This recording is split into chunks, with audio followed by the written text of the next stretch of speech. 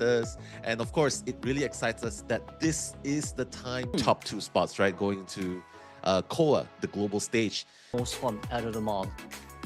Exactly. And you know what? To shout and wake up my neighbors. But if I see talk about GP versus USL first, Omni versus PR later.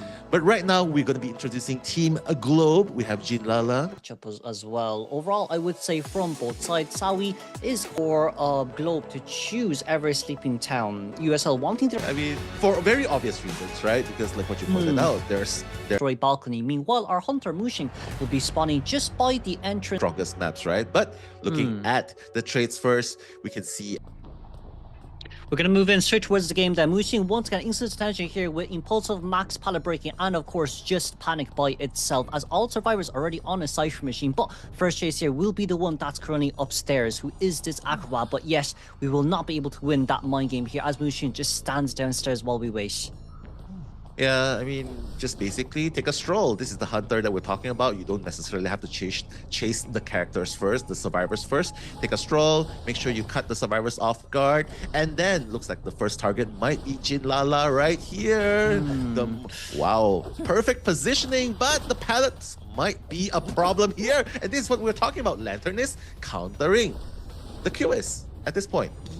Yes, we've already used up quite a lot of our Maxwell Demon notes here as well with the dashes here. Lantern is a really good job rotating towards our next double pallets here nearby. But even so, Muxin has already lost 61 seconds in towards this game as Blink is just about to be open. Ling! Alright. Go ahead.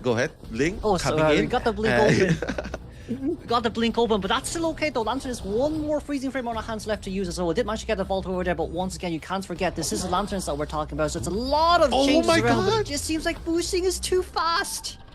Yeah, he knows the route, right? He knows the route that Lantern was gonna take. He guessed it correctly. That's Hunter instincts for you, all right there. So that's a pretty good run from the Lanternist, buying a little bit of time in the beginning. There's already almost 2 ciphers going to be completed.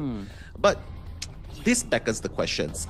Are they going to be able to kite, do an even better job in the rebound kites? Because ciphers obviously at this point might needs to be rushed a little bit more. Yeah, as we see here, successful rescue here, thankfully speaking, from the side of First Officer, as we are very close to nearby. We're back in towards invisibility form here once again, though. We do have knee-jerk reflex here ready, but however, it will not activate until we get off it. 2 pallets here right in front of us to use. We do not have our cue ball here left to use anymore, as well as no mind game here will be played. Muxin trying to get this Lanterns down as soon as we can, but that's going to be a knee-jerk reflex speed boost out here one more time. It's a successful rebound kite, as once again, another speed boost just to guarantee the rotation. Yeah, but now they have 2 injured survivors at the same spot. Not sure if that's a wise move, trying to be kiting near the cipher. But yeah, I mean, a secondary down. Muxin does not want to chair just yet, wants to get that second survivor because that's how you stop a cipher. Rush at the point, terror shock onto Jinlala, and that's 2 survivors down right there, Guru. But not only that as well, Nano, we also need to see that it's the fact that Magician had to come in early as well to try to decode the cipher machine. Alongside with picking that first officer up, we're now currently missing a full cipher machine as the cipher at middle was not yet decoded as well. So this will be among one of the last 3 cipher machines that needs to be decoded. And see how close it is towards the last 3 here as well. One at middle, the other one near Archer, and the other one at Schoolgate. So for Muxin, this is the best possible scenario for endgame. I agree with you. This is making it easier for Marcus, right? To set up that zone, that domain. And that rescue is going to be successful, but Muxin, if you're wondering why he's not hitting, he's just farming off Jinlala here, just trying to make it 3v1 as soon as possible. So it seems like Jinlala's going to drop any moment now, but there's going to be just 1 last cipher remaining. But again, it is the Cueist we're talking about. The cipher lock is very imminent, right? You know what I'm talking about. Especially when you set up the zone every 38 seconds, if I believe, if I recall correctly. 15% is going to be taken off the ciphers, which is why it's so important to make sure that you manage your cipher progress very well. Yes. And with down 1 survivor, that's going to be 3v1 at this point.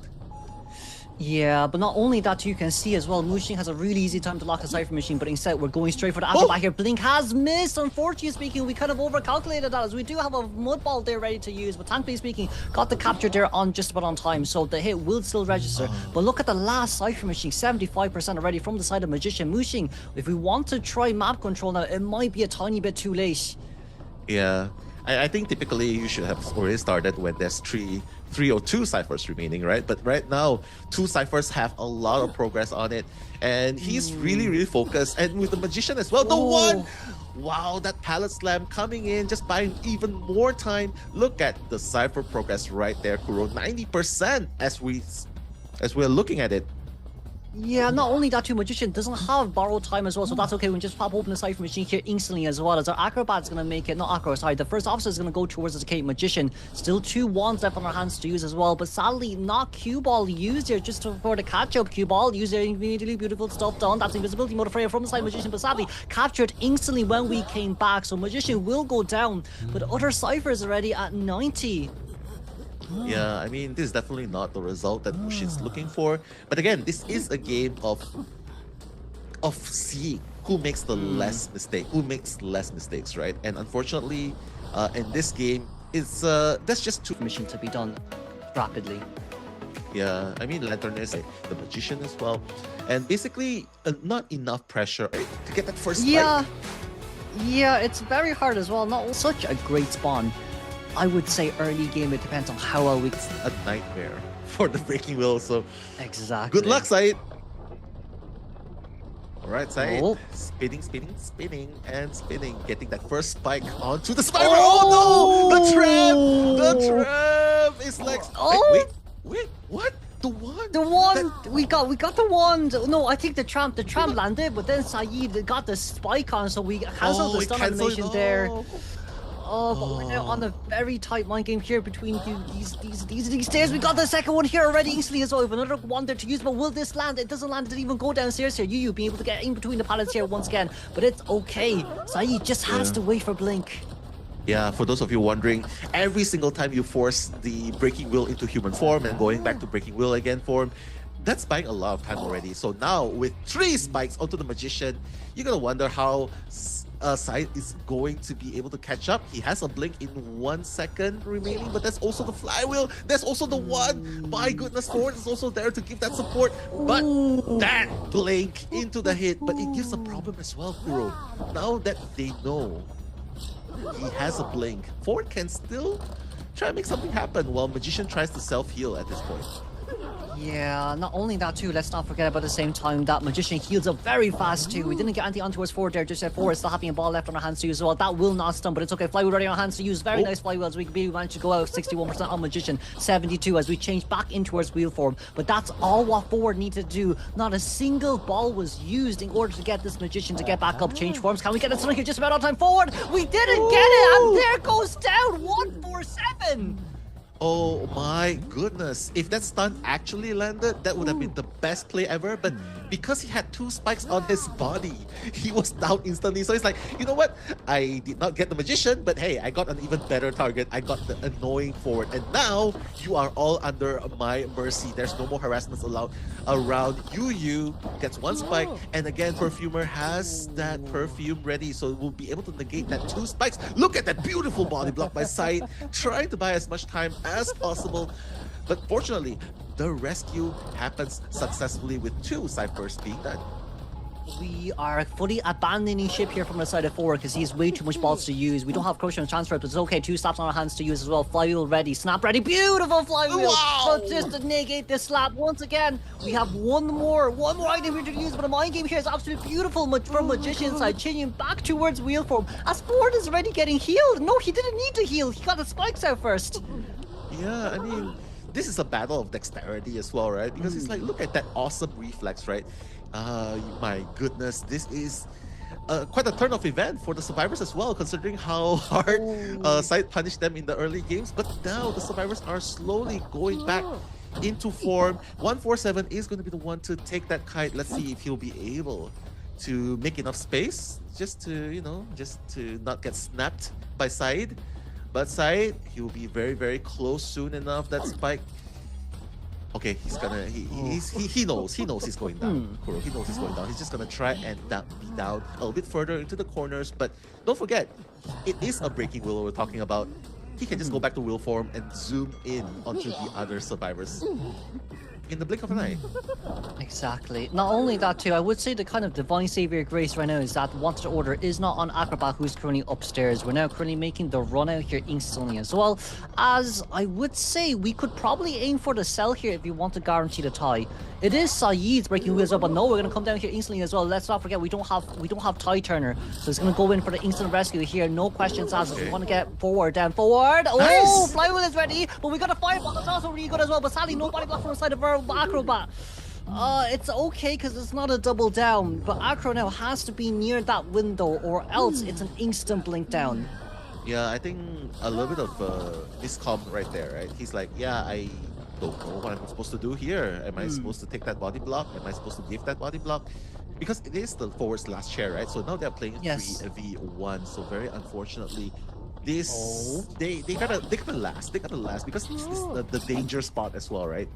And you know this map perfect for breaking walls simply because he can reach point A to point B very, very fast. And Love for Red, that's gonna be one more chip damage and he is going to go down. But while all of that's happening, Saeed, not being tunnel vision, he is going to go to the next target. But it's a graveyard we're talking about. Very, very hard to catch. Not for Saeed, apparently. Oh, we somehow caught that, but it's a very nice dodge. Whoa, Oh no, we what? stepped on towards the trap once again. To hold on a bit more distance there, play flywheel right on hands to use. It didn't Okay, hit, thankfully. okay. Flywheel away. Ooh, Nice. just got out on time. Blink is still available to use as we get this instant down. Wow. Magician still does have Needle for the rescue, but Perfumer's the one without borrowed time. Yeah, everyone's injured, honestly. Everyone's injured. Magician just self-healed himself a little bit more. He still has flywheel to work with as well. Yu's coming into the position. The reason why he's coming earlier is because he does not want Side with his high mobility to run away and disrupt the last cipher. But Side says, no, you know what? I'm not gonna play. I'm not gonna be fooled by this mind game. I'm gonna go for that last person, giving that threat of the last cipher being done. And Love for Red is gonna go down.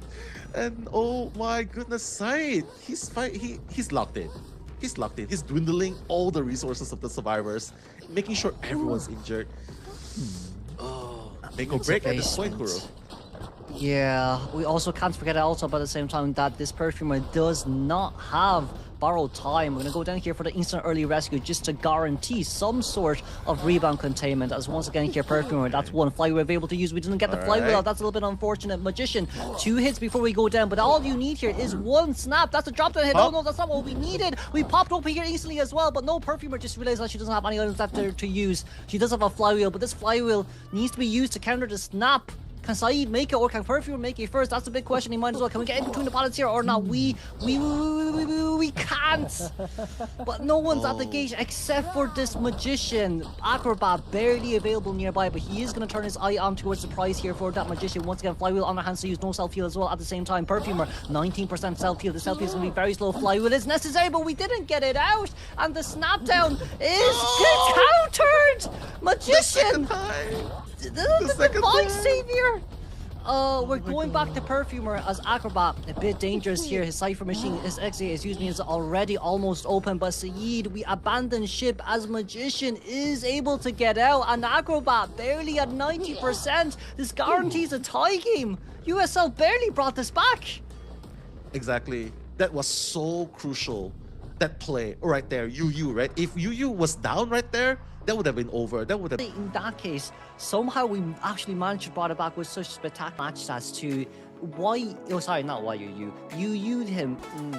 But Okay. just before that as well, though, we see here as well, right? Map. Left click counter. Yes, but not only that, instantly as well. Yeah, if USL realized.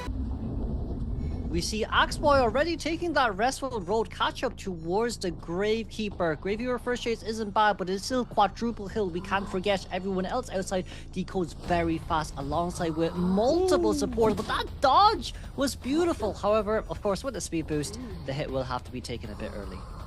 Yeah, it's okay. He still has 2 healths remaining.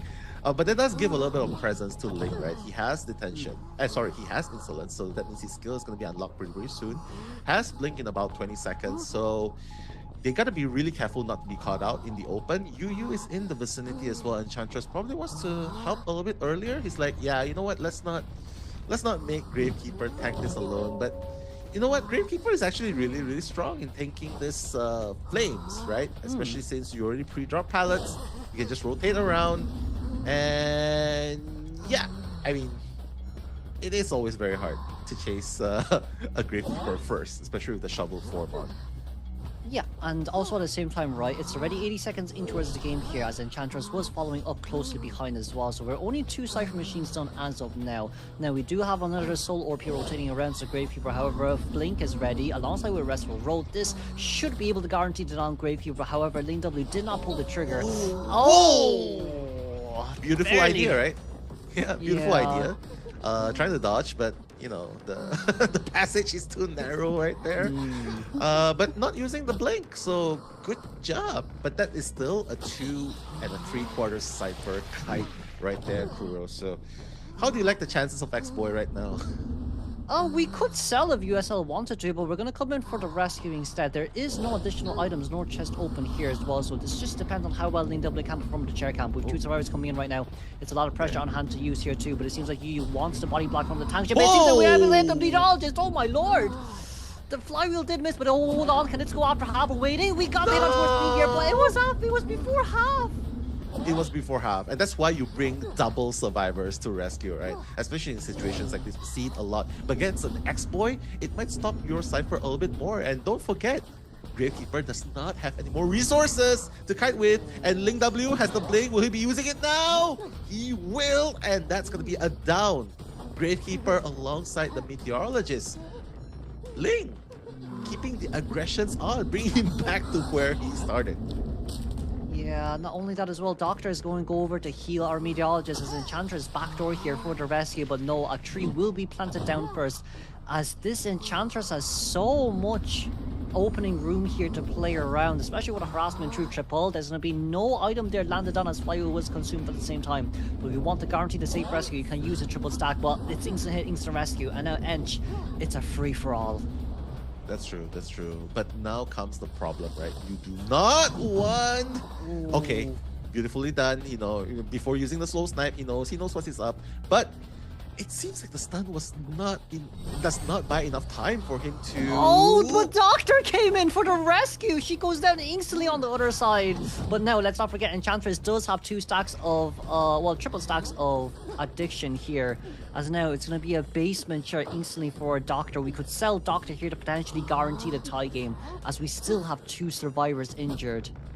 That's true. Everyone's injured, and except for the meteorologist, right? That's the person decoding right now. But I agree. They probably needs to sell here because it's a basement play after all. And let's not forget, Gravekeeper has no more shovel. He cannot rescue from the surface area anymore. So this might be a problem getting in and getting out at the same time. So sorry, Doctor. So sorry. You might have to sit there a little bit longer. But LingW, yeah, you know, he's just staying around. He just wants to make sure he turns it into a 3v1, into a late game. And who knows, with this lineup, with this unexpected lineup, GB might be able to bring this one home. Yeah, and it's also the fact that Gravekeeper still has yet any items on his hands as well. We don't have teleport, yes, it is instant. However, we're now currently getting healed here as Doctor might not be able to get the rescue on time. Enchantress healing the Gravekeeper right now. We can't get it towards full health, and Gravekeeper does not go down here just yet, but that's okay. Enchantress once again with a stun to cancel the speed boost, but that does not matter as Doctor, last second rescue, we got the tie turnout. Oh no, change of events now. LingW decided not to stay long enough, and that gives an opportunity for USL to come back here. But 147 is gonna go down this time, and that's gonna be his last share. So honestly, yeah, it sucks that Doctor was not eliminated at that point, but at least he's gonna make it a 3v1 situation here. So LingW, if he finds Doctor again, eliminates her straight off the bat, that's gonna be a 2v1 situation. So I think that should be the course to go, unless if he has an idea how to stop Cyphers, which he does not. The Cyphers are so spread out the outer circle. There's only one in the middle at the point. But we do have an additional 50% Cypher Machine here open as well at the same time. We see Doctor already running towards Treehouse. Not only that too, it's going to be even harder here for AxeBoy to even map control. We don't have trump card for teleport change, but can this fireball land? It did land on time as well, but 2 medical battle for Doctor. That's okay, she jumps down instantly, but we can't find a time to heal here just yet. We did dabble a little bit, but I think it's going to be 2 full bottles here consumed until we get the full health. But Flywheel will not activate. LingW barely gets to hit as Doctor here once again. No item left to use. She's an instant down there as well, but let's just see how well we can get this Flywheel in between the palace. Oh my god, the blink is gonna happen, and Love for Red is going to be sent back to the manor without using the flywheel. So LingW showing why he's a force to be reckoned with. If only that was like 2 seconds later, the ciphers would have been primed, and that would have been a different case. But right now it's a 2v1 situation. LingW proving everyone that his AxeBoy, his comfort pick, might actually bring the W for his team. Oh, but then the pushback there bought us a tiny bit more time. However, we can't forget meteorologist, no items left. There is a dungeon, but pretty far away. Animal shelter, but it's flywheel over towards the other side. We vaulted over just on time as well. However, with no items here and a lot of speed boost, we're going to jump down here instantly. There's a pallet right in front of us, but a garter belt here ready on hand to use as well. Let's not forget, it is still a really tough call here from the side of meteorologist. We pulled so far away, but it's max presence, and it's an instant down, a 3k guaranteed for an AxeBoy in a scenario like this. Goatman, if it's not that, right? Towards Blink here with 0 ciphers remaining, 6 pallets destroyed, 16 hits on Survivor is that additional 10% debuff on interactions overall, right? Juicy targets in front of him, but if it was me, I would definitely... Commentaries here being brought to you by NAEU and Kuro Shido. Alright, Muxin, the Goatman, literally, right? The goat. Needs to get that 4K in order to win in this round number 2 and giving an opportunity for USL to come back in this game. So Goatman trying to make that rotation, trying to find that juicy first target, but everyone obviously out of sight, hoping to be out of mind. Not sure if that's going to work with Muxin. kxwz is actually in the vicinity, but that's the aeroplanist we're talking about. Quite hard, actually really hard to catch, even if you're a Goatman. Yes. Oh, but it seems like we did manage to get so... Never mind, that jetpack is instantly gone out as well. Second cage here ready on hand to use as well. Jetpack is on cooldown. So that's an instant down, 52 seconds. The Cypher Machine barely started. Not only that too, during the Cypher Machine will be locked at the same time. And we can even force an early rescue up against this journalist at the same time too. That was really, really quick down. Props to Muxin, right? Recognizing that, hey, you know what? Hey, aeroplanist, he's quite close. He's very risky right there. But journalist is gonna be able to make that rescue early in the game right here. But again, no ciphers are being done yet. Aeroplanist still has that rebound kite. He has to make sure that this rebound kite works. He has 2 jetpacks to work with. So Xue, if you were caught off guard in the beginning, you should really lock in right now. Okay, we barely got in out of range there. Oh, hold on, can we get my mind game? We couldn't break it on time. That's so unfortunate. It is 0.01 second right there. But hey, Prisoner is free to decode, but he's definitely thinking, hey, what should I do right now? Obviously, sir, you just decode, right? And for kxwz, he still has 1 more jetpack to work with, and obviously, Novelist can come in for the rescue. No tide turners left, because obviously it's only journalists and aeroplanes with the tide turners. So right here, they are gonna come in for the rescue. MMY gonna get that first hit. Gonna manage to rescue Xue. Wait. Can we get this on time? We got it! Whoa, there's no room for Bree, no rebound capability as well, as journalists here still at half health here, Novelist at half health as well. Prisoner still rushing the Cypher Machine, but no one is currently decoding the Cypher Machine. Muxin doesn't have enough resentment here to use, but that's okay. He just needs to slowly get towards Novelist and then blink him down, so this can be a guaranteed 4K. My goodness, Goatman going in for the kill, and look at MMY finally using the blink. He's like, you know what? I have the blink from. I don't even need the blink to chase the aeroplanes, and now I have the blink to stop you before you even think about anything cheeky. That's the 2nd person down, Kuro. 1 person injured. Prisoner is the only one decoding without a care in the world. And that's obviously his job, right? But how are you gonna play this, especially with an injured journalist and a prisoner who obviously can't leave his decoding duty? Not leaving his decoding duty at the moment. Oh no, GB. They really need God Bless right now because prisoner is the only one left standing. we're at a really bad stalemate here with USL Muxin here bringing out the journalist into the middle to drop this peeper down. Okay. So this means no matter what happens, journalist is gonna take a long time to even make it towards that chair. We hear Prisoner as well at the corner here. Should be able to see him sometime soon as well, as we do know where the connection is currently at. But even so, peepers here drop down, sees Prisoner's current location, and you can just lock him in here without a doubt. Yeah, using the flywheel, but not negating the damage. He still has an electric Oh, shock. what? No! That's the saddest thing that can happen to a Prisoner play. Resetting the count. I mean, Enchantress does it sometimes too, but, but no! That's gonna do it for the GOAT, Muxin. That 4K at 3 ciphers remaining. The best outcome you can expect in this situation. Yeah, we see journalists there being able to struggle free too, which is great. However, that's just about it that we can actually get from this as well. Oh, Wait, wait, he's hugging the little boy. Wait, Smart that play. works? Smart play. Smart play. Very smart play. Mind games? Mind games? No mind games? Buy enough time for the Prisoner. But it's still 3 ciphers, Kuro. It really is just a matter of time. Muxin does have it in the bag. If they have one more survivor, that would have made a whole lot more difference. But unfortunately, Jinlala, no more self-heal available. NCT just gonna try and buy a little bit more time, being on the ground, hopefully hoping for journalists to bleed out and escape through the dungeon. I mean, that's a scenario, right? But how likely is that gonna happen? Probably not, as we do see where Prisoner is. We can just see Sunny Cage here. We really need to see Zeus. So, Prisoner, self-heal here currently being used. We do have Electrocution ready on hand here once again after crawling in towards our zone. But as we can see here, it's straight towards the Hunter's face, back towards the Hunter's face once again, and that's good night to the Prisoner who's right on top of dungeon. Yeah, I mean, spin around, you might get a free dungeon. Earned it with a beautiful 4-man elimination. Yeah, that's 5-0. Shit. Even with the double rescues, right?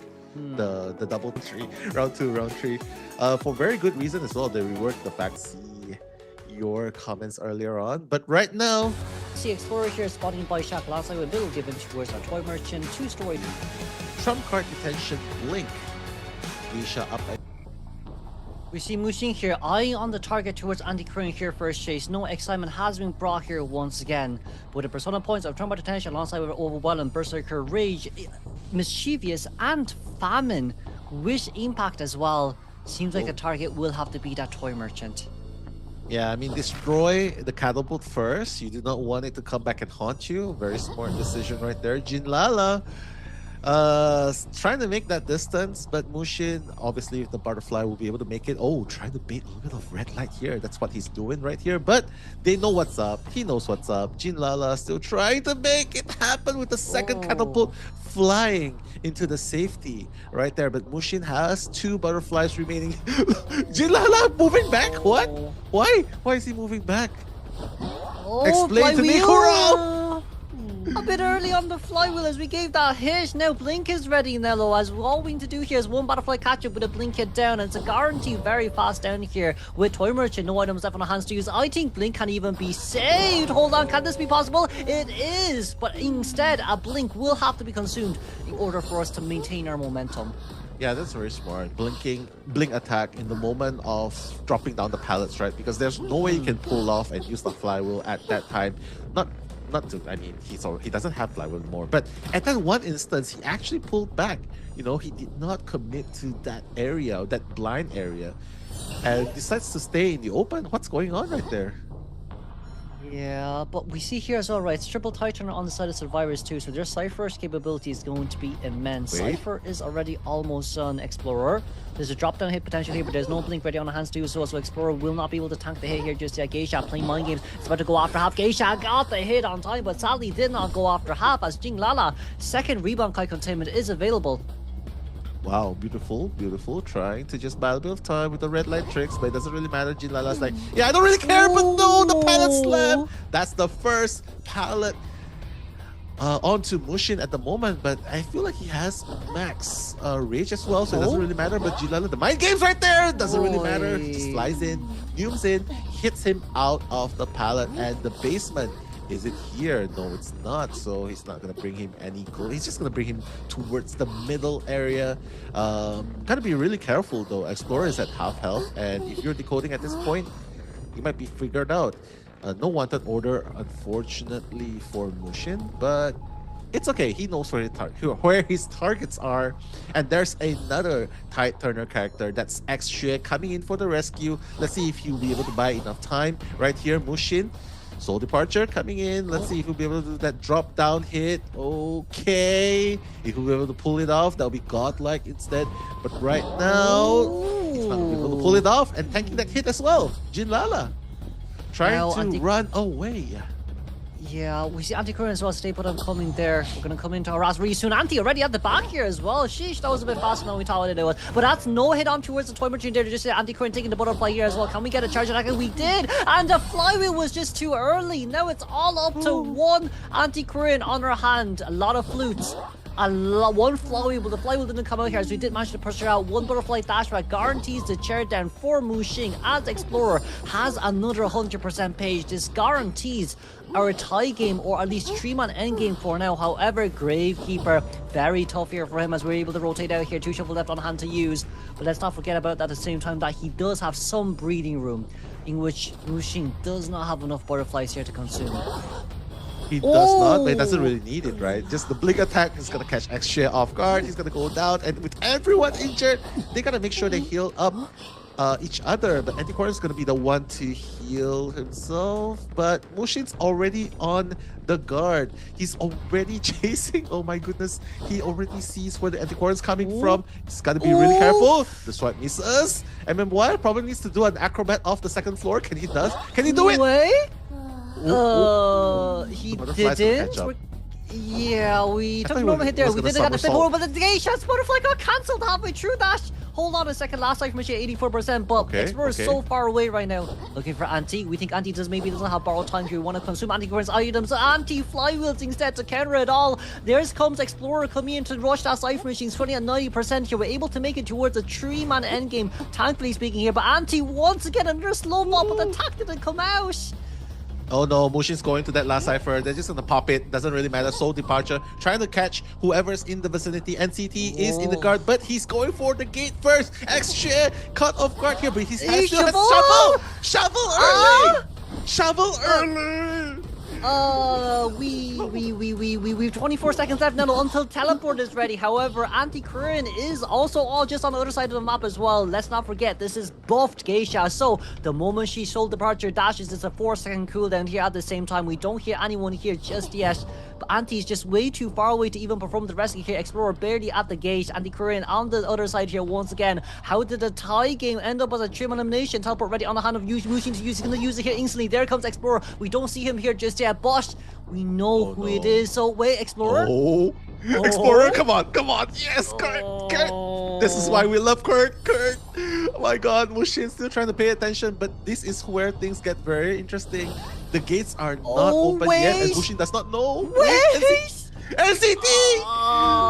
The patience game by Muxin right there. This might be a 3K onto Muxin. Oh.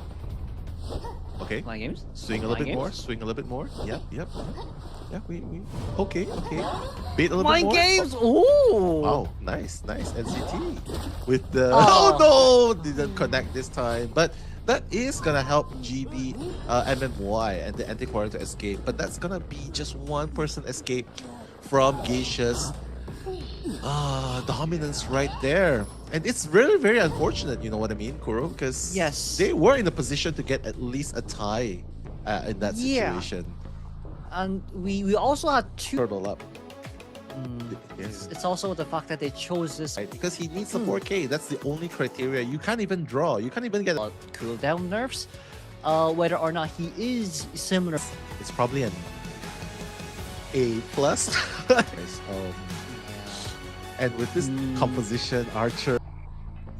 Wow, the emphasis onto the Cypher, meaning that, you can rush that Cypher against the Hunter right there. LingW with that first double surprise. Gonna land that white ball onto the Professor and the red one as well. Wow, what a good start for LingW, landing that 2 marks, and all he needs is a black mark right now onto 147, and that's gonna be the first hit right here. Professor trying to look behind. LingW already placed that 1 peeper, so obviously 147 knows what's up, but he's still in the sight right there. Okay, gonna miss that 1 double surprise. That's gonna buy him a little bit of time, but now the scales is gonna land. It's not gonna land, sorry, my bad. The hit's gonna register, as a matter of fact.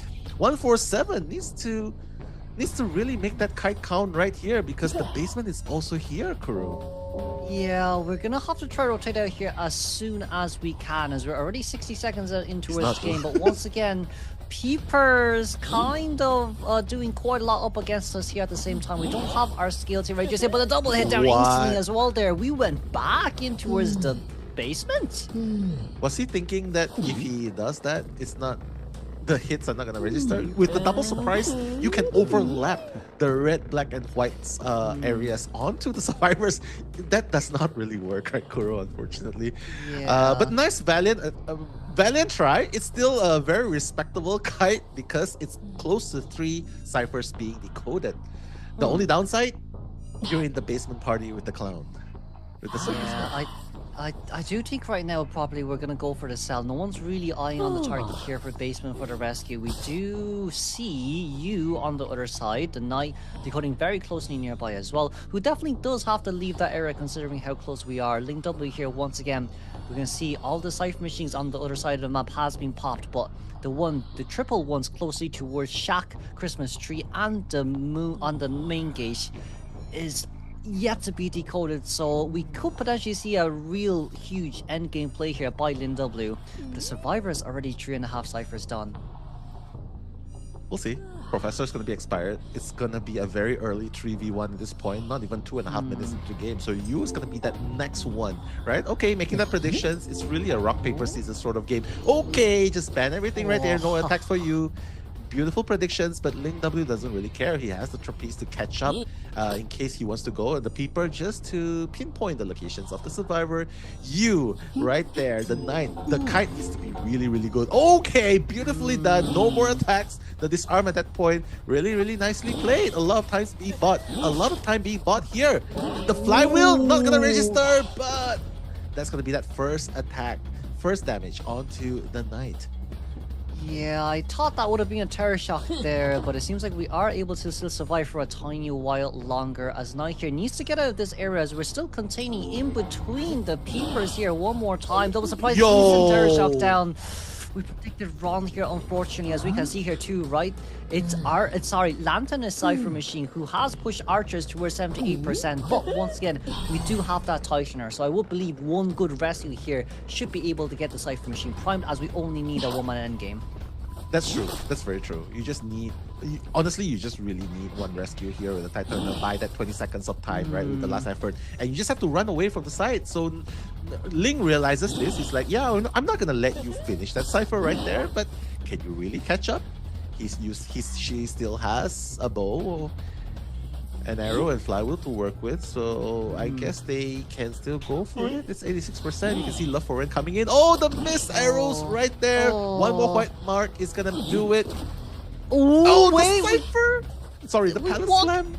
Into it. Right now, teleport is ready on hand to use LingW to immediately teleport towards the other side, but it seems like we're going to be able to see Knight here nearby as well. But that does not matter. He only has a red ball on hand to use. Nice trapeze over here looking for Knight. We're trying to go for a double down, but no. Mobile landed instead as now. Is Lantern's on the cipher? Yes, she is, but we don't know that she's there though. That's the issue. So now, with a cipher machine almost primed, Lantern is one rescue, and all we need to do here is just to pop it later on. You can even pop it now if you want to, as you only need a one-man escape. You already at the other side. I think Lantern will aim for this rescue. He will aim for this rescue because simply why he's creating pressure while the other one is opening the gate. Yeah, you can definitely try and do that at the same time as well. Oh no, double surprise gonna miss that time, but he still needs just one red point here. And is that gonna be enough? That's gonna be enough. No detention. Obviously gonna be playing a little bit of role right there. Knight trying to buy a little bit more time. Last effort's gonna be popped, but LingW does not realize Archer has already opened a gate. Yu is still standing at the gate there. Obviously they have already secured this win. Yeah, and now it's just Lanternist. We got the hit there. Thankfully speaking, there's no detention on the hand to use, but Flywheel still available left to use here as well. Can we Flywheel this? We didn't, sadly, but that doesn't matter. As long as Archer's at the edge of that gate, there's not much that LingW can do except for taking the tree. This whole game is just about... Unless if the Archer got kicked out of the maybe. game and AFK'd at the gate. But no. I mean, we've seen it happen in the big stage before as well, but yeah, honestly, it's just one man out. That's the whole idea, right? Hullabaloo, nice job by Ling. Unfortunately, the survivor, moving on towards the day 1 finals. Yes, and not only... They're gonna enjoy China, the culture, they're gonna do interviews, they're gonna meet up with the make our own meta. I mean, why bother? Match results, 14-11, very neck and neck game. That 4K dominance under 5 minutes definitely seals the deal. Oh no, I'm so slow, I'm so sad. It's fine. Yeah. Guys, 17 Chamber, J Vic, LSR, Numer. These problems, PPM, alongside with their hunters, pit stoppers, and at Lakeside Village for round 1, as Pure decided that there's some pit stoppers, Cueist as well, in which pit stoppers has done a lot as well. That's a very hard place for you to rotate a first officer with Ty Turner. Seems like we decided to run knee-jerk reflex to... Alright, pit stopper. Let's see if he will be able to put the goat in the Goatman right here. Be the goated player he is. Gonna find that first target, J Vic, in the vicinity. I mean, Pharaoh Lady is invisible in its own right? So it might be a little bit difficult for him to find where he needs to cage, because he can always double back. But seems like that's not the case. Oh my god! Oh! That was It's really true. fast for a first hit as well. But we do have another cage ready here on hand to use as well, right? So that's instant double cage here once again. No hit on towards Pharaoh Lady here just as we're trying to play mind games just for a tiny bit longer. But Pharaoh's doing such a great job here. We're breaking the cage down too. We're currently 10 resentments left until we can get our third cage. But Pharaoh Lady's containment isn't the worst. It's not, but I mean, this is such a hard place to kite, right? Especially if you don't have flywheel. But he's gonna use that flywheel right here, trying to break it through. No, that's not gonna happen. But the invisibility is gonna come back. J Vic, actually, the second hit is much harder to land this time. Pit having trouble finding that Pharaoh Lady, just following the scent based off instinct right here. Has a blink ready, but J Vic just waiting in the vicinity. Will he be able to kite long enough? Gonna go through again. The back and forth, but finally Pit at the very last moment of the cage is gonna land J Vic, putting him on the chair, the rocket chair right now. Our lady, around 30 more seconds left until she has her next cloak available to be used. But Magician, Numer, with Wanted Order here will be caught off guard really early on as well. We should be able to do one cage here before we do much more as Magician. Just standing in the corner there for now, not doing too much here, as that's going to be a normal hit register. 25 stacks out of 40 right now. Is there going to be enough time, as it doesn't seem like there is? Numer should be able to get a rescue as Pharaoh Lady, once again, the rebound starts one more time. Yeah, sometimes you gotta remember resentment costs 40 resentments, right? Just to, in order to get that cage up. But the last effort gonna be triggered.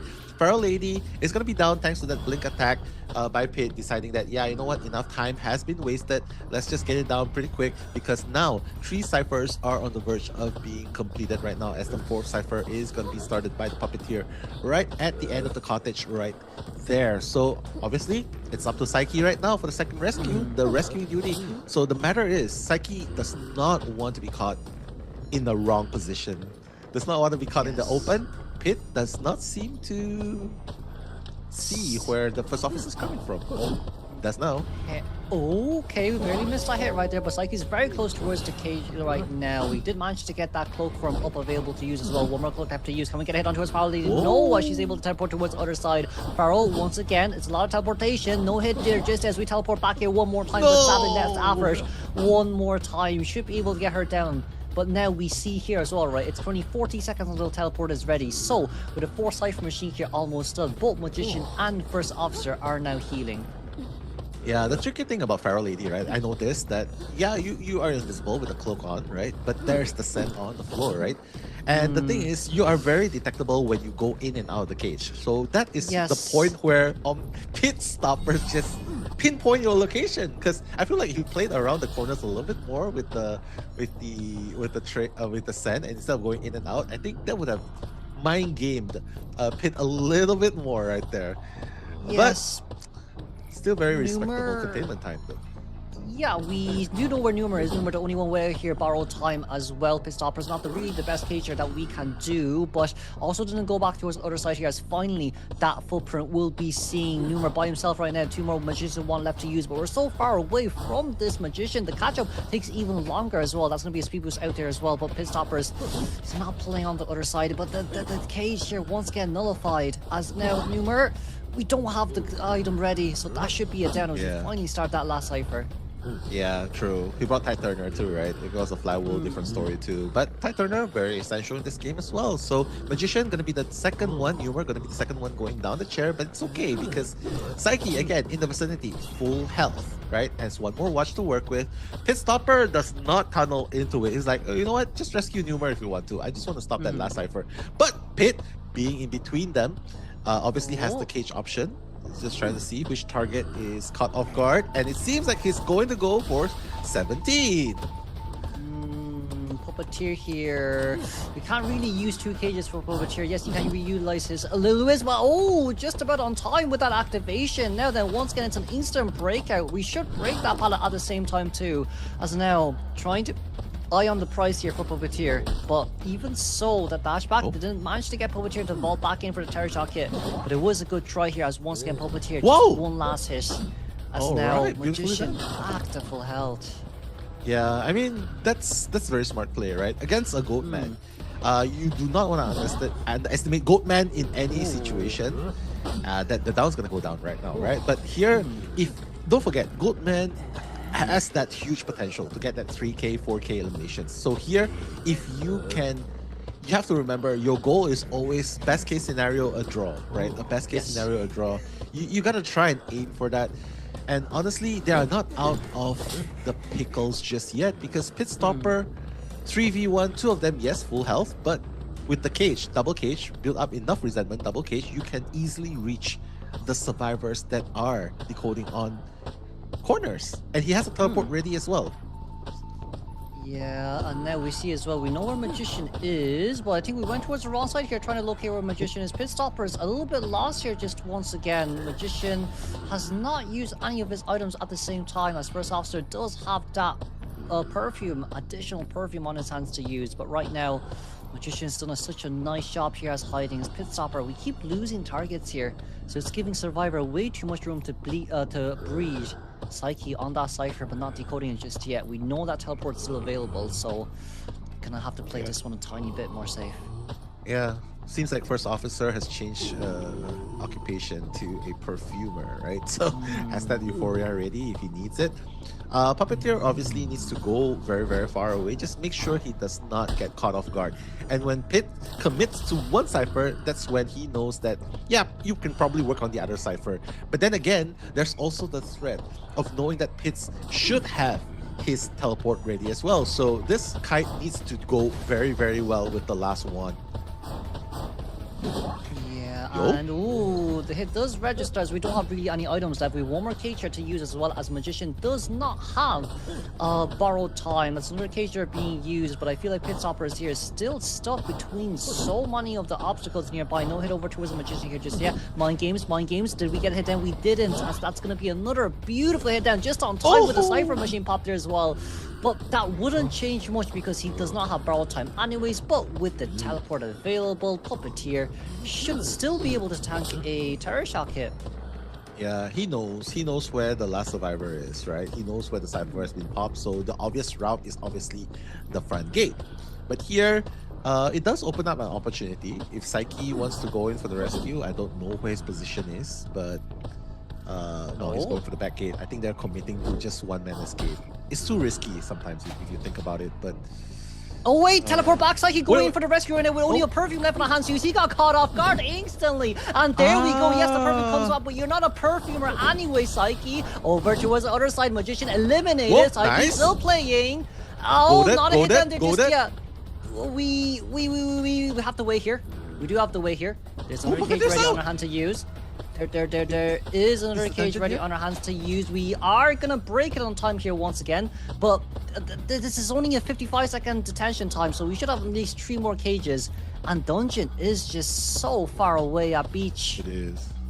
Yeah, I mean, caught at the wrong place as well, right? This is very unfortunate. If he knows that the cipher, if the dungeon is actually a little bit further away, that would have been a difference. But Psyche one-on-one right now against the Goatman, and unfortunately, without any items, Psyche is gonna go down, and that's gonna be a 3-man elimination by Pit.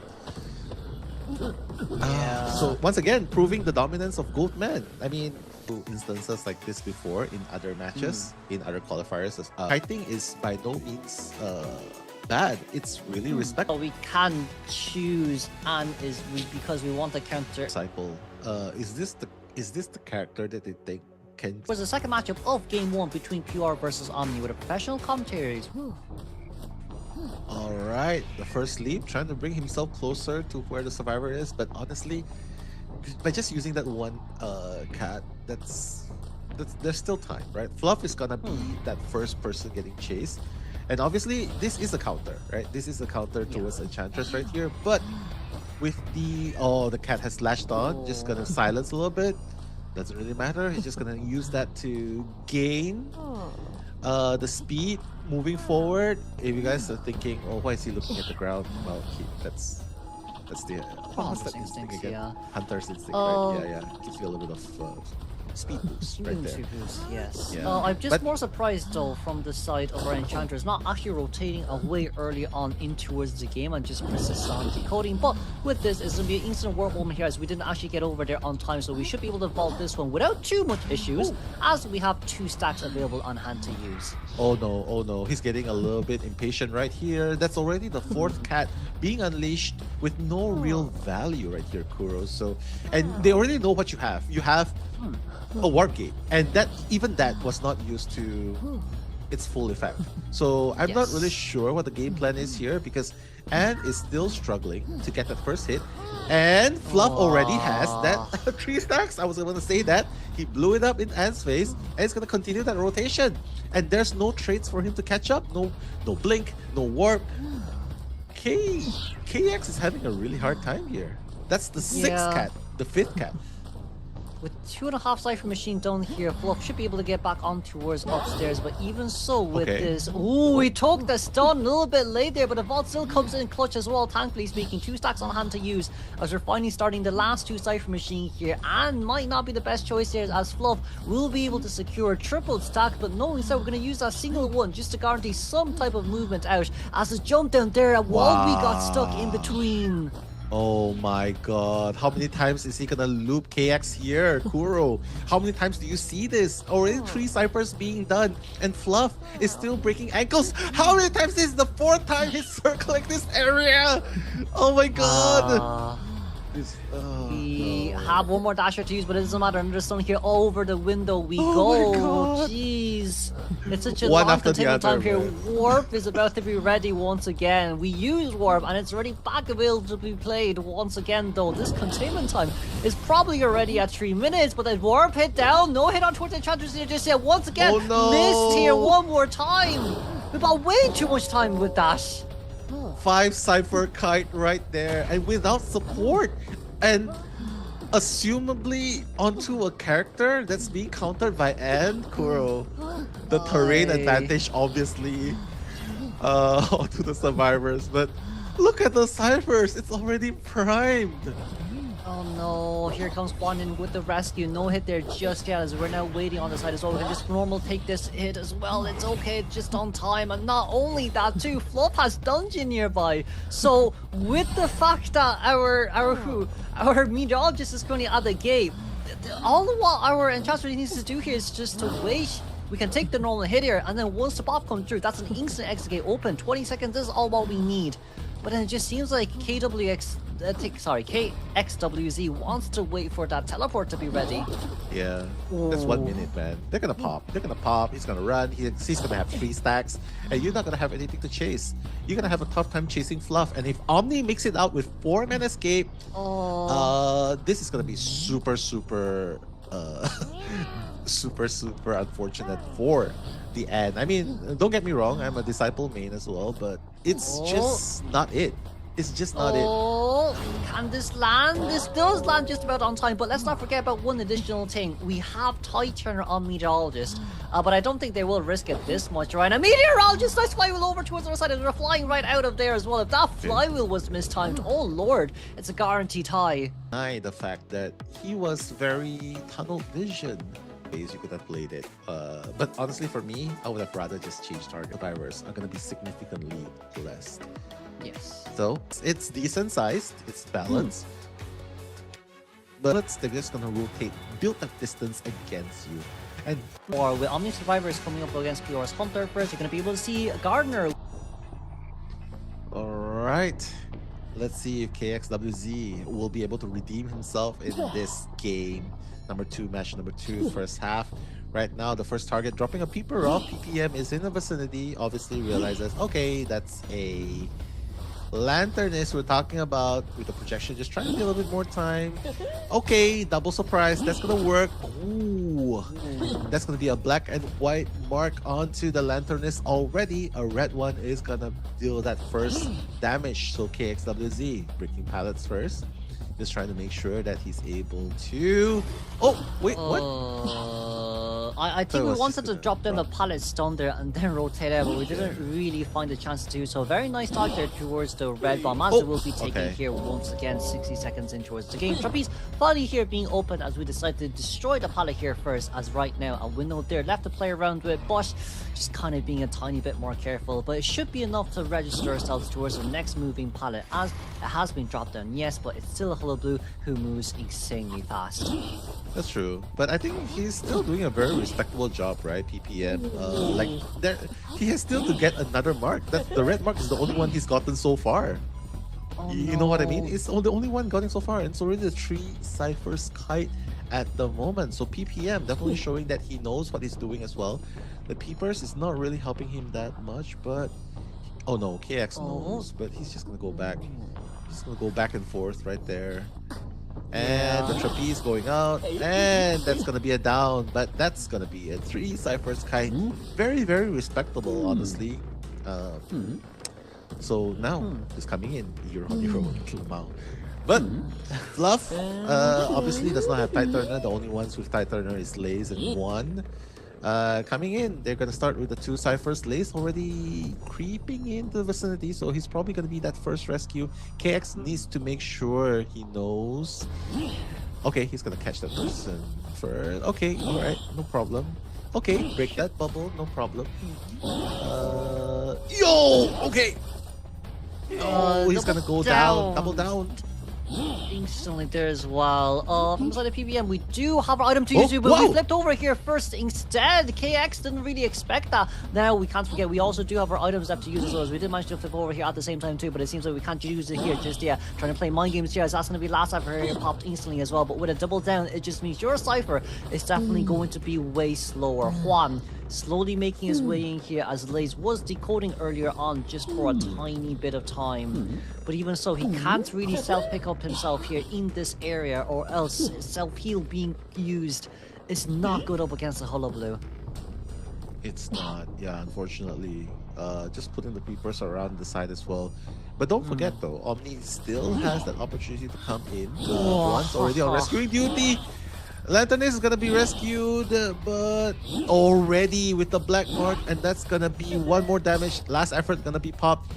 You know what? You're gonna run really, really far away. PPM, you gotta go away as far as possible from the last cipher. The last cipher's not even primed just yet, Kuro. So seems like they might be in a little bit of a pickle right here. Omni, kxwz securing that first elimination. Yeah, Gardner is at least healed back to full health here, thankfully speaking, but Greykeeper on the other hand is still one in danger. KX knows where everyone is, but it seems like Lays will be the main target here for our second chase. Other side from here currently at 50% by the anti-Corinne. Double stacks instantly as well towards the Gardner as that hits over. Just another insult to the injury here from our Gardner side. Now, she does not have any items, any borrowed time here for herself to use for endgame 2. So the earlier we pop this life machine, the better it is. If Greykeeper has to be the one that forced into rescue, it just hurts because double down is very, very, very prominent on a Hullabaloo like this. It is. Double down really just slows down your cipher, like what you mentioned. And it really does mess up the rhythm sometimes. But the rescue is going to happen really, really early. Oh, the cipher's going to be popped, but the bubble's going to help a little bit more. He's going to hit through the bubble. Doesn't really matter. Okay, let's see. Oh, wait. This corner. This corner. This corner. This corner, Kuro. I don't know why we hit the bubble there, though. We could have waited until the bubble had situated before we hit, but right now, as you said, the corner here hurts so much as we finally got the gardener down, but we don't even have any teleport on our hands to use in this instance attention. So with this, the other gate currently has 60%. Survivors are able to get out as KX doesn't really know which gate they're currently at. So let's congratulate a tie game here from the side of Omni Survivor up against PR's Hunter. I mean, I'm gonna say with done and over with in game number 2, that can definitely happen. Yes. But The PPN has done a really good job with early killing containment with 100. You can't chase after psychologists this game. That's definite. easier nowadays. Like Yeah. with the recent patches, it's like what? In fact, and of course, tie turner on that Gravekeeper for pit stoppers. Red Church Pit. If he wants to put an end to this with a 2-0 sweep, he needs to get a 3-man elimination. PR wants to stay alive, they need to get a draw. So Psyche is going to be that first person being infected, but I doubt that's what Pit really wants. He's just going to put an Ostrakon right there. But again, Ostrakons can be removed way easier right now.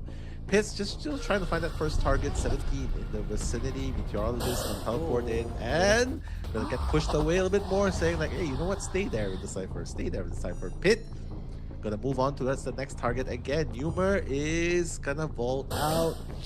No teleport yet, just trying to spray a little bit more. Numer. Oh. 58 that stacks novelist? isn't bad, yeah. But we did get the additional 40 stack landed on too, so I think we might just blink open here and then try to land that 60 a bit earlier on. But once again, Numer has that book ready available on his hands to use as well, so we can switch over whenever needed. But it seems like 60 just about on time. Numer might not even be able to use that book anymore. Oh my god.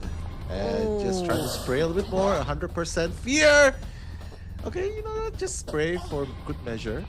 That's gonna be a really early down actually on the side of Ivy right here, catching him off guard. Considering the rotations too as well, right? So very respectable time to down. Gravekeeper, that's Psyche's job, coming for the rescue already, making his way in. But 17, Meteorologist trying to decode as well. Just trying to haunt a little bit more, infecting the Meteorologist as we speak. Also going for J Vic as well. So wow, a lot of action going on at the same time, multitasking as well. Wow. He's just farming off Novelist at this point. Pit's Yeah. like, yeah, you know what? I'm just farming him off. I don't really care. No tight turner means I can have an easier time the next time around. Exactly, but not only that too, we run straight in towards where Novelist is as well because of that Ostrakon nearby too. So that Ostrakon has already done its deed. Now, Psychologist on towards Reception here by herself, 50% Cypher Machine. Everyone does maintain max LTS, so I would say second chase would be a lot harder here from the side of Ivy. But once again, we do know where all survivors is once you latch on here, so knowing that no one is currently wanting to come into rescue, I say target change could be instant the moment this psychologist is 75% eliminated. Yeah, I agree. I mean, that's the name of the game, right? Remove the numbers of the survivors early game, make them waste their resources, and there it is. Make it 3v1, and then that's where Ivy gets really dangerous. Right here, okay, just trying to bait a little bit more, getting the fear. Okay, nicely done. Not enough stacks just to bring him around, but pushing him into the pallet and getting the stun on as well. But don't forget, he does have the teleport ready if he wants to. And that's going to be it. Novelist is going to go down, farming him off. That's going to be a 3v1. Don't forget, guys, Ivy is still very lethal in the late game, even if it is during detention detention period. So now, 3v1, one survivor out of the game, Meteorologist is injured, 2 people doing the ciphers, but even though the third cipher is almost done, there's not a 5th cipher at the moment. Yeah, and that's what makes it the toughest right up against Ivy. It's the fact that she has full map control right now because of that one full missing cipher. We do know where Meteorologist is, as she also does not have that borrowed time as well. Psyche barely finish up that cipher machine here currently at 90%, but Psychologist is going to be the one that's currently at the most dangerous spot of it all. With no items to contain with compared to the Meteorologist, with that Gale available to use, we can see how close these last 3 cipher machines are. So, unfortunately speaking, from pure Survivor side, we could not break the triple in a row for this endgame scenario. Yeah, I mean, that's the game plan for Pit, right? Just build as many Ostracons as possible. Just try to maintain overall map pressure, right? And this is a small map. It's very, very possible. Just get close. Just make sure everyone's injured. No one is able to go in and freely decode, freely have free health. And that way, just waste all their resources at the time. He has that time. He knows the last cipher is nowhere near done, right? So not being tunnel vision is also a key right here. JVic might be infested anytime soon here. Psyche is going to be that one taking the kite at the moment. I doubt Pit is going to commit fully. He still has 2 shovels. Psyche actually, oh, okay. Psyche is going to use that first shovel, but JVic, yeah, he's still gonna be kiting. He does have a flywheel in case he teleports in, but Pit is still looking at the situation. He's like, yeah, no one's touching ciphers yet, so rest assured, I can still maintain pressure. I can still try and maintain pressure here. Get the blink up, hit JVic. That will be the plan as well. I think that can happen as well. And it's literally as you have just said, right? You want to try to get this fear stack towards maybe close towards 60, so then the moment that you get the blink hit on, it's a literally instant teleport revelation from the side of Phantom to get this cycle in towards basement. Now we're gonna have to force to take the hit there as well, as you don't want to really get that terror shock potential hit, as right now Psychologist can't be released, but she's running so far away from the basement too. It's trying to give Survivor some type of breathing room, but once again, see the last 2 ciphers, it's only 30%, but we dodged that successfully speaking there as well, so that's at least some breathing room, but once again, it's the blink open. So everything now has currently been denied, and Meteorologist can get releached. Yeah, I mean, this is just hard for PR right here, right? Pit is playing this. This is tournament experience, right? He knows exactly. He doesn't want to play that mind game. Saves up that blink for that precise moment. Doesn't want to play the mind game behind the pallets. Just does not want to waste more time. So right here, committing towards that blink, it doesn't really matter because for the next 2 minutes, he knows that the 2 ciphers are here very, very closely, very close in the vicinity. So JVic is going to be teleport onto, not sure why he was standing there for a moment there, but it doesn't matter. Psyche's at full health. He can still go in for the rescue, but it does open up an opportunity for PR to continue decoding all the way until Cypher is primed. We're really close towards 90 right now, as we're trying to leech on towards 17, but it seems like for 17 right now, it's still to be teleport over here just about on time. We're currently at 80 stacks, gets a hit just about on time, and that's going to be instant stun there too. We could potentially pop the Cypher machine here on time, but that doesn't matter as it's a basement next chair. We do see where all Survivor is here, so the moment we get in towards basement, change towards E-form, and then go out, look for where everyone else is. Psychologist is eliminated on chair, but she's the one currently idling around instead of the Gravekeeper, who should be here instead. However, Gravekeeper, we do not hear where Psycho is, but that doesn't mean it's good news nor bad news. It just means that there is one sort of lifeline here ready on our hands. That's a leech, that's a teleport, but that's only 58 stacks, so it's not overall the worst. But all what Pits needs to do here is just to catch up, one good catch up for 60 stack, and it's an instant force out of shovel here. Psyche doing his best he can right now. He's not at 60, he's just barely at 60, and that's a scream out. There goes down Psyche. Psychologist cannot make it to the basement. And of course, the footprints. Oh my god, yeah. Not enough time at all. Yeah, just forcing out the shovel is such a huge deal right here. And JVic decided to come and rescue, but not enough time. So unfortunately, this might look like a 4K for Pit Stoppers. Even more dominant than the first Goatman match. But all is not over just yet. Psyche is already at 80% healing progress, can still heal. Can still heal up if need be. JVic just trying to buy a little bit more time. There is the dungeon right here.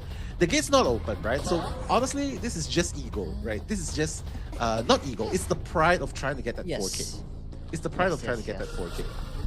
But no. Yeah. Psyche just Oh, forced that no. once again. We got into the show a little bit too slow there, unfortunately speaking. But let's congratulate them from the side of Omni for winning up against PR in 2 rounds. They will be the next team here to move on towards the finals. So for finals, we should be able to see USL versus Omni. First leg with an Enchantress beautiful round 1 rotation all the way towards round 2 format elimination. Now from the Survivor side, can Omni Survivor maintain this? And against Pits, who's using technical characters throughout the years, right? Omni winning this one, and up next. So who comes first? Will have Survivor side. They're quite evenly matched. So I don't know, Chocho, you might. Muxin, which is also one of the most anticipated hunters that we are As well is also an additional factor that they could play into. What I'm excited to see. in. So, question remains. You know, we saw that Right. the team just insane. This is the kind of like hunters that Muxin would pick suddenly. Yeah, and completing the T shape here is Muxin with the whack.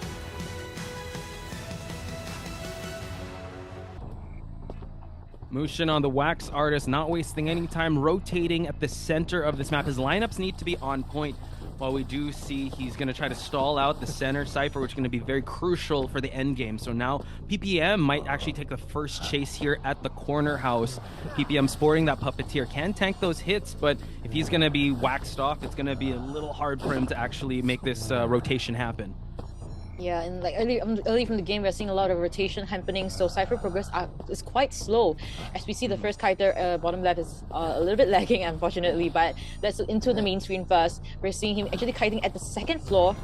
Hasn't used a single puppet, and yeah, it's actually kiting routes and distance established is pretty good at this point in time. Yeah, so that's it's a good thing he brought Insolence, so he's going to be able to unlock that first trait. But now line of sight is available for Puppeteer, so Muxin is going to make sure that his wax remaining is going to stay above the 50% mark, just so that he gets the freeze. But Puppet on form here, going to try to get the freeze onto him at 84%. This is going to buy enough time for the survivors to actually get the ciphers going. Max break pallet. Gets the hit, builds a bit of presence, but Puppeteer able to tank that hit still in that form, but now use it once again. Right, you know, doing a great job kiting PBM, but he's heading towards the center where a lot of the ciphers are centralized in that area. We're seeing the down here, unfortunately. But 1 minute and a half with ciphers around 2.5 done. So things actually looking not too bad for the survivors. Let's see how the chair camp here is going to happen. Yeah, luckily Juan also has a tide turner here, and Juan is also here, but this center cipher is going to get stalled out. Placement is so important. We talk about it in the previous game too, how the hunter could just lock you out if you have a triangulation on it, and Ever Sleeping Town is notorious for that. So now Juan already on the ground, gonna try to get this rescue going, and can't get waxed off if you're on the ground, but here 28% just gets our average rescue here. So now PPM, it's his job to be able to kite for as long as he can. Yeah, I think another thing as well is to just get out of this area and die at a corner where ciphers won't be interrupted as much. We're seeing PPM doing exactly that. Tech turner is still in effect, so it shouldn't be a huge issue for Muxin to get the down here, and a second kite would not be possible here. Yeah, that tram actually kind of cut him off there, but he was already almost at 100% wax. Puppet form was going away. We have hot wax online, and still good cipher progress, I'd say, but Muxin can still snowball this. He has not used his warp trait yet, so the survivors do not know this. They're good on, I'd say, traits for now. Enchantress can build up that stun, but you really want to stun a whacker artist. That's a battle you definitely don't want to deal with. So now Lace also coming in for the backdoor rescue. Yeah, I'm not too sure whether the support will come through with the Enchantress here, but PPM still trying to kite it out here, close to that 100% mark there. But Titan is still in effect here. Let's see what kind of positioning the survivors will be having here for the harassment to happen. And we change on over, gets the hot wax bomb going on, but Fluff is actually here for the harass. Cypher progress still looking quite good. 2 ciphers are about to pop, and now Muxin having the wherewithal to use that warp. And now he's just going to chair here without actually running into Fluff. And now that's going to be the first survivor out of the game. Yeah, but I mean, if you look into the Cypher progress, it's looking not too bad actually. Forcing out the warp, they kind of do know now that he potentially might not have a trump card. If he does, then there is no detention. So this is the kind of thing that Omni needs to decipher and also look into the progress now. We're seeing the 4th Cypher almost done, last Cypher at 50. I believe it's at the one at the S palette area. Yeah, and now, I mean, Fluff had a highlight video before, and now he's probably going to have one again, but luckily blocked off the window. Has 100%. We're going to do the hot wax trick just for him to be able to actually get no hot wax going on. It has to go for the regular hit. We have a 3-stack on Enchantress, but 84% though. Let's see if he can down the Enchantress without getting that stun going. Oh, Wow. and the 3 stacks coming through and the down onto the survivor. So I think things are still looking okay. Fluff actually died inside the graveyard area, so it wouldn't affect the ciphers too much. We'll see how the shooting of the wax bomb here would affect. Oh, but it seems like Muxin does have enough distance for that. Yeah, he's gonna try to pressure the Cypher. He can try to lock it out or actually force the pop to happen, but no, gets the push, gets the force rescue, and now Muxin's gonna try to go for Lace, but they all pop it, and now a detention 3-man game for the survivors, and unable to actually down Lace here. No one's at the other exit gate just yet, but downing him here. 10 seconds left till we get the warp going on. Yeah, this is gonna be a crucial play coming in from Muxin. He's able to chair someone here. Both gates still not being opened yet. Fluff is trying to work on it. And Juan, possibly at the other side of the map. Yeah, well, let's see. Fluff close to opening the gate, but realizes that he's going to use that warp. And now Fluff in big trouble here. Does have 2 pallets to work with, but this is a full detention wax artist we're talking about. He can get that wax going on and gets just 1 hit going. Yeah, and it's just going to be very tough for them. They have no flywheels to work with. Fluff will just have to tank this hit, get chaired. And let's see if the other side of the gate. It seems like they're not even gonna try and open the gate, but play the late game. That's quite the risky play here. I think they're just trying to separate, but now they've already touched the exit gate. I think Gravekeeper here just wants to force the rescue just to secure at least the 1 person out. But you have to be very careful. Gravekeeper also, I mean, this is Enchantress second chair, so he might not have an exit strategy. He's gonna try to block the gate. Can he actually get it, Jojo? Can he make it? It's closed. Oh, it's open already. Oh, and a the little bit too late. rescue? Juan also get the backdoor rescue. Wow. And look at the overextension here that Omni was able to capitalize on. Muxin now scrambling to get at least one more to tie this game out, but everyone's so spread out. Fluff actually making his way towards the other exit gate, and the Gravekeeper uncontested to try to open it. I'm not sure if this is the right play for Muxin here. I feel like his greediness might potentially be hurting him in the end here. The distance is way too far. He's dodging all of the wax. Seems like he will make it. Enchantress gets out. Gravekeeper is still on the ground. And this is it. Yeah, this is exactly 3-person escape artist. Again, Muxin just showing us why he's the fan favorite. Showing us his ranks, making sure the first down is delayed as much as possible. Twice. Very good. A 3K was what he got. So from getting more presents, just for them to really push for that end game. Town between USL survivors versus Omni Center. Hit stoppers on this Goatman, trying to secure the round win for his team, but USL stands in the way. They need to get 3 survivor escape just to tie things out, and already first officer at the center of this map is gonna just be a little bit of a distraction. Already early hit registered up against you. Not even a chance for him to use that jetpack. My gosh, nice prediction. I mean, with that cage instantly now forcing the levitation onto the aeroplanist, but he's just trapped inside the cage. So what can he do here as he escapes for the hit again? The cage expires and you survives. Yeah, good job for you. Able to actually prolong the second hit. Has this pallet to work with. Resentment is building up, but we do have another jetpack for him to be able to kite for a little bit longer, but no pallets in this area. It's just a straight back and forth, a north and south situation here. So pit stoppers is the mind game, but you trying to buy enough time for at least some ciphers to pop. And we're seeing a little bit of the mind game here. A terror shock hit, so the presence ×2. So cypher progress wise is actually looking on the slow side, because we did see how pits really just went through the center area and hit towards the fake gate area, interrupting all the ciphers in between. So pits will be chairing the aeroplanist at one of the ciphers here and interrupting. First officer also with the wanted order, unfortunately. Yeah, and also cutting him off at the rescue. So first officer, your dedicated rescuer, is already injured. Able to actually get the knockdown. What a targeted farm off hit onto you. Again, Yu doing a great job getting the backdoor rescue once that first attempt failed, but now that's just a second chair in the 30-second mark, Chocho. So Pit Stopper is really ramping up the pressure up against USL. Yeah, things are just speeding up here. Pits, everything is working according to his plan. The wanted order is just hurting everyone in the back here. See Yu coming in for the rescue once again, getting that quarter damage hit. Aeroplane survives and Yu will body block for him.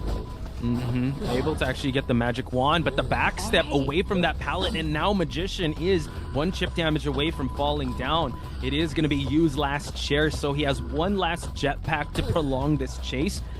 Still 5 ciphers remaining, but 3 are about to pop. And now Omni putting in the cage, putting in the work here. Can he get the down before it lasts a little longer? Still has the jetpack to work with. And Yu able to get that hit, so he won't be down just yet. He doesn't want to, you mentioned, he just has another item to work with, so things are actually looking things are looking things are looking quite interesting here. We're seeing Yu will be down once again. He will be flying back to the mana. Cypher progress, we're seeing is 4 ciphers left, but honestly, I would say the second kiter gotta put in some work here. Yeah, he definitely does. Again, the first hit onto Yu was so good that he didn't have time to actually react to it. So what a great start, and Pit really just all gas, no brakes with how well he was able to actually control the early game. Now we're at the mid game.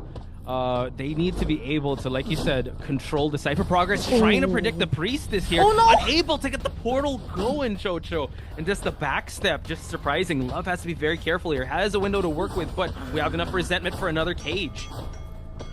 Yeah, as we see the portal placement there, Pit's really speeding everything up here, preventing any potential support or any kiting coming in. But let's see, Love trying to kite it out here and gets onto the tram successfully. Ticket to ride. Love able to actually get that. So now this might be the answer that we're looking for. He's forced to chase the first officer. Wow. And that's actually what you kind of want here, because first officer has the tools to work with to prolong the end game from the end game from being popped here. So Omni Pit Stoppers just isolated from the rest of the ciphers from moving. So this could be the answer that USL's looking for. Now we change traits to teleport for them to actually stop the Cypher progress from moving, and we catch on to the Magician. Yep, and the drop down hit as well. Oh my goodness, and instant down within 5 seconds. So this is just snowballing towards Pit's favor. He needed just a tie for this game, and it seems to be that this might be tunneling down into a potential 3K or more situation.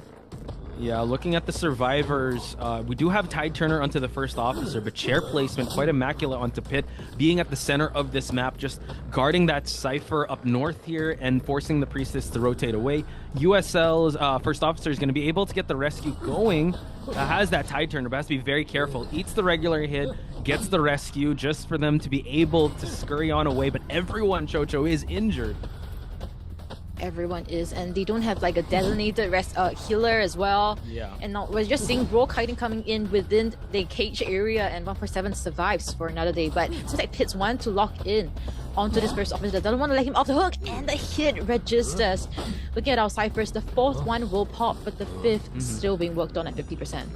Yeah, just once the last effort triggered, it was a down. So Pit Stopper is having a very productive, or I'd say very proactive Hunter gameplay here, just making sure that the survivors can't just decode willy-nilly, making sure that, okay, you're going to have to heal, you're going to have to rescue, you're going to have to be on your toes, as now I'm blocking this Cypher over at the graveyard area. Priestess showed she can kite really well, but has 2 portals, but unfortunately unable to get that down onto the Priestess. It's just the Magician and a foot race here. We backstep it, able to actually bait out a hit, but you're still in the cage. We flywheel and we rescue, but now we just play a bit of musical chairs here, Chocho. First officer is out, and now Omni Pit Stoppers is gonna just go for another chair here. Yeah, it's just gonna be another one indeed. And I just want to also say that Yu on this Magician has been pretty immaculate since this first matchup of today. So Very interesting play coming in from USL survivors. We're seeing the first officer trying to potentially buy out as much time as possible for the cage to expire, and the rescue still registers. So things are still, I guess, hopeful for the side of USL, and we'll see how Pitts is going to play around with this. We still have a teleport, right? It would be great if that Cypher was so close to being prime, but man, it's just real tough here. We have self-heals also into the first officer. Magician doing an amazing job, but he knows, all right, let's just go for a chair, make sure that I'm a step ahead of these survivors just so no endgame pop can happen. Building up that resentment as we speak. UU is trying to just focus on that Cypher, but if we cage you off, you're not going to be able to get the rescue going. That's right, and UU will be down here, doesn't have any items, flywheel, everything has been expended. Cyphers are still being pushed here, we're seeing that it's at 82%. Nobody can come for the rescue, everybody is injured. What can the priestess even do here? Try to go for the dungeon escape. He already Oh, he's going for the rescue! Officer. Oh, wow, yeah, you're right. He's going for the rescue! Able to actually get it. Priestess, hang on. Can she make it in time? It's going to be so close down to the wire. First officer is going to expire. Unfortunately, unable to get it. Does have a portal to work with just for them to get the dungeon. Pit Stopper is not quite close, but we do see the three best friends here just to show where the priestess is at. Can she close the distance? You gotta, as we see the last portal being expended here, the next one would take around 20 to 30 seconds more. Let's see whether Love can kite it out here. A lot of mind games coming in with the page and wins it ultimately. Love, double caging here, and goes through the portal. Able to buy enough time here, not much resentment, but tries to play the mind games here. It's not going to be enough, and the down onto the A lot of opportunities that USL survivors gave, and tension on stopping the Cyphers from moving. That's when the survivors can snowball out, because Pit Stoppers is just really good at those predictions and making sure that the decision to be very careful with his Ostracons and where to put it. But like we said, for your Omni things you mentioned, they're going for defensive. They want to go for officer and the meteorologist, and they're just really trying to play for that time. Let's see if Muxin can lock in on this, as we see the Antiquarian will be the first chase here at the small boat area. So just trying to scout out for anybody, but the Tenida is not being propped up here. So Antiquarian has already rotated out, and Muxin is forced to find another survivor. Could be good. I mean, Fluff loves that area for him to be able to kite any hunter at, but still the main body is there. We do catch out Lace here with the Phantom form. So Lace, actually being the Embalmer, might want to be able to rotate out of here. Not sure where he dropped his coffin. Oh, it's actually right at the center here, so it's not the most prime location. I'm actually surprised Lace didn't go for the big boat to actually put his coffin in, but now Muxin's gonna just lock in and focus and tunnel down Lace as his first survivor. Whoa! What the? This is interesting. Lays, I think, I'm not too sure, maybe there was a little bit of lag there, but that terror shot connects right from the get-go, less than a minute into the game. And you mentioned like why Lays didn't go into the big boat and put his coffin. I mean, that's a very big question here that we are seeing, that things are just not, he's not going to use the coffin. He has PPM on the big boat right now, and Ostracon being placed, Cyphers can't be decoded, and Fluff is going to come in for the rest. Chuan is going to come in for the rescue. Cyphers is just so slow right now. It's going to stall, yeah. So this is actually a gift that it was given to Muxin here. What a great start, but it's not how you start, it's how you finish. Let's see how they're going to try to counter this situation. He gets the hit onto the first officer, and Balmer is rescued. He's going to try to build some distance away from that coffin. But man, what a start from Muxin. Goes for just the blink down to make sure that he just continues on with his pressure, because like you said, Cypher progress isn't that threatening just yet. We're looking at possibly a second rescue. Meteorologist does have that tide turner just to prolong things. We do see that the Phantom form is next to that coffin, so let's see how they're going to play this one out. Yeah, the coffin will definitely be used here, but the Ivy's form is already there waiting for the Embalmer. So let's see how they're going to be playing the late game, because this is definitely, Embalmer is going to be going off here. There's no more items to work with. There is no flywheel for the potential kite here. So Muxin teleporting straight away, laced with that little shield, but how long will it last?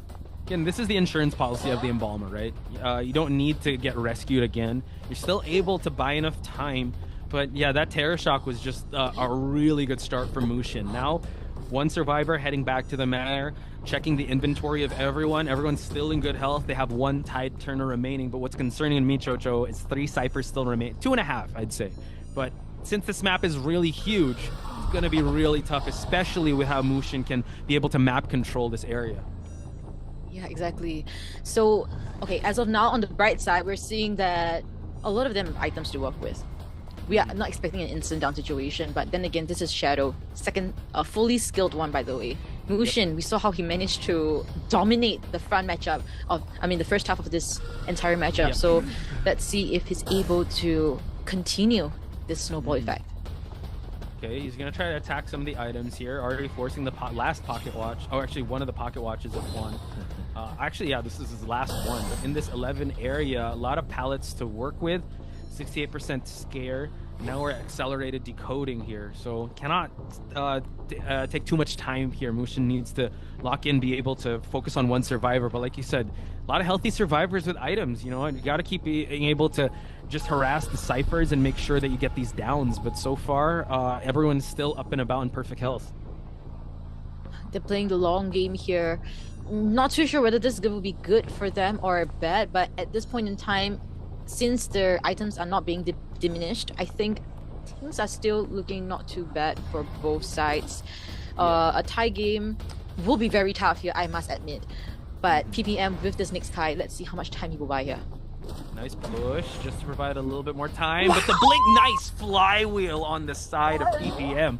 Muxin now forced to just go for the regular hit. It's not a blink down, so they forced out trait, which is super important. Now PPM has the big boat area to work with and forcing everyone to just decode here. 2 ciphers remaining, but he's going to go for the drop down from big boat. Phantom form is on the case here. Has already infected, 100% infected, but can he get the hit and the down? Muxin able to down the next survivor, but Chocho, just like that, 2 ciphers are almost done. It's almost done, but on the bottom left, we see Antiquarian will be holding on to that last cipher, and it's actually quite near to the seaside area. Ostracon is going to be placed there, and pressure will still be on. As we see this immediately teleporting to Fluff. Yeah, and Fluff being chased away. Luckily for Muxin, Meteorologist is the one holding the Tide Turner. So this is going to be a no Tide Turner rescue. So he's going to have to be able to teleport back.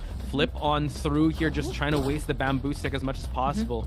Drop down the pallet as well. Rescue attempt still on the way here. And we still sitting on 90% on that cipher that was chased out of the Antiquarian.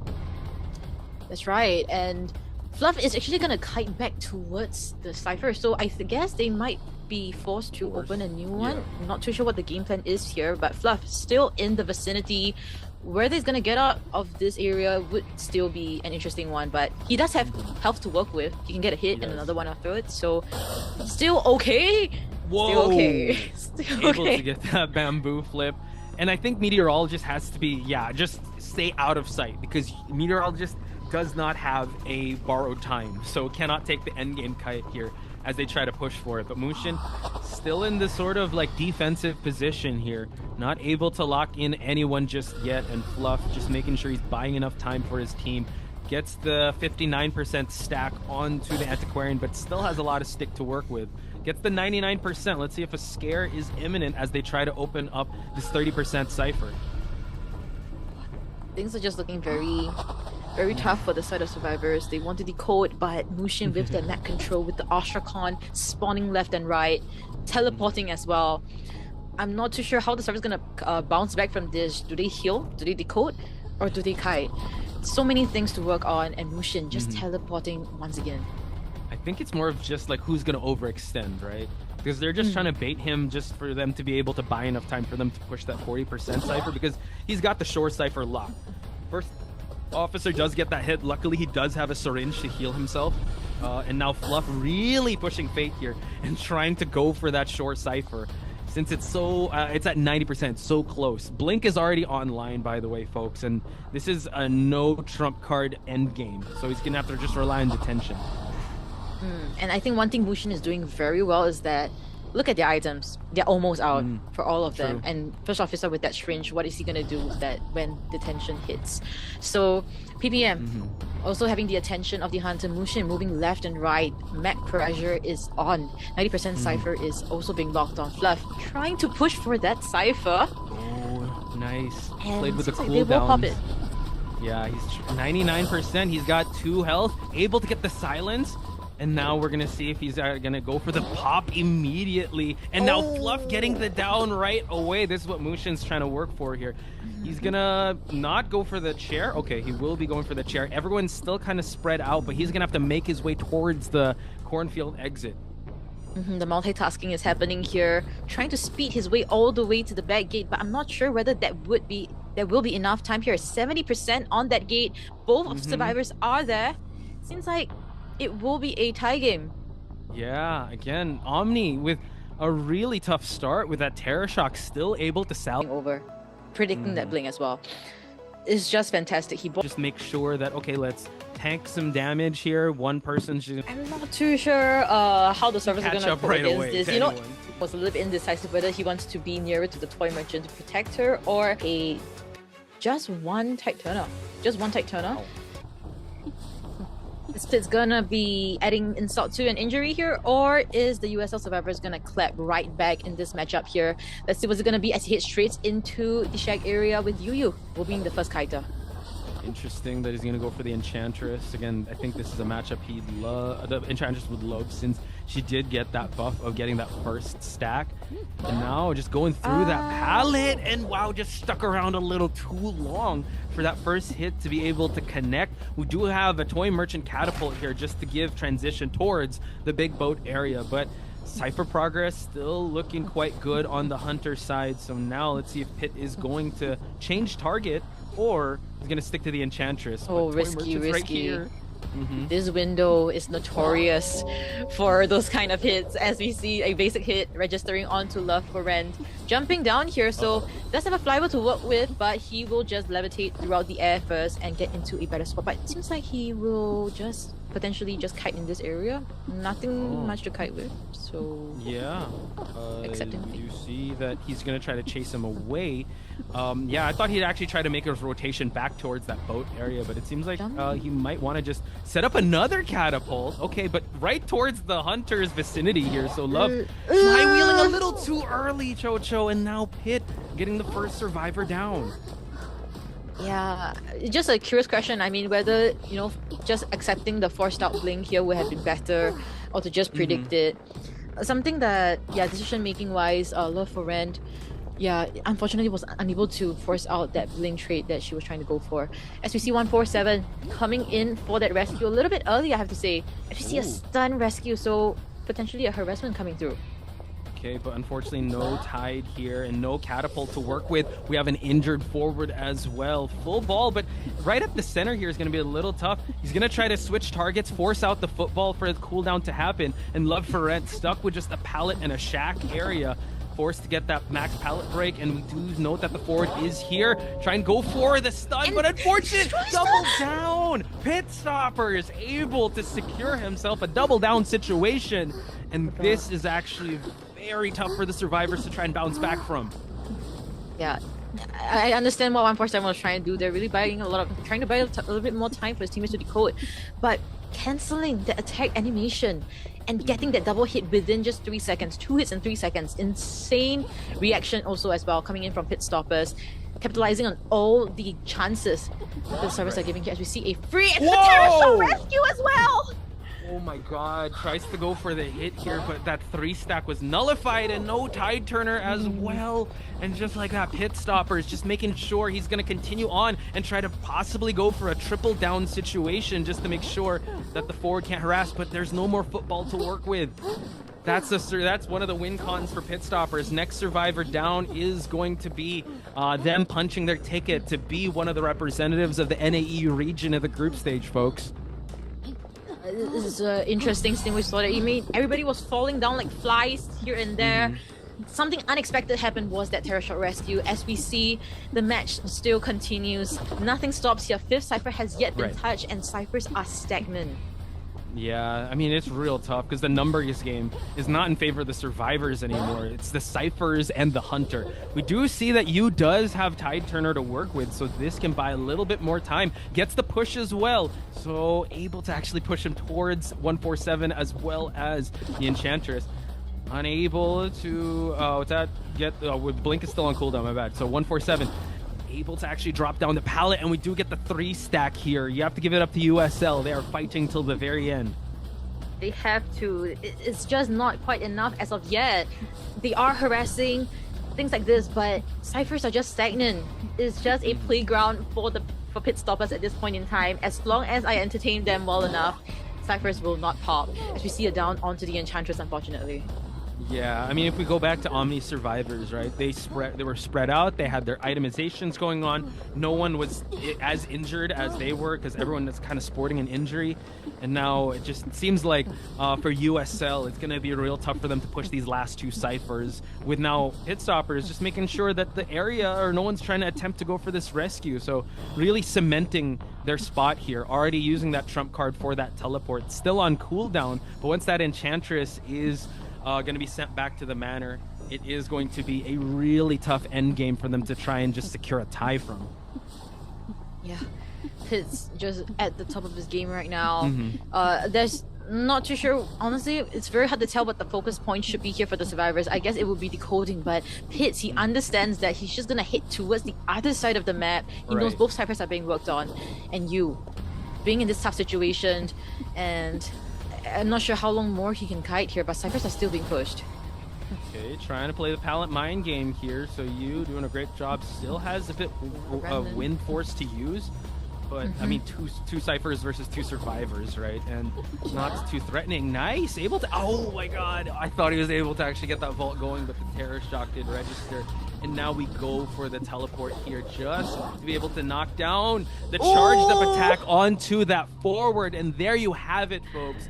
Team Omni. AU team, by the way, tomorrow we'll have another one, but for now we got to give our flowers to Omni. An excellent play coming in, able to salvage the situation, and there were some remnants of like low team GB for them giving us amazing performances. so much time to prepare coming into this, and of course offers here. Yes. Excellent performance. Everything was 4K except USL in the first matchup. USL ultimately winning, and in the 10 a.m. if you're in GMT +8 time zone. So it will be very match, but first Amy versus B4U. I'd say a pretty barn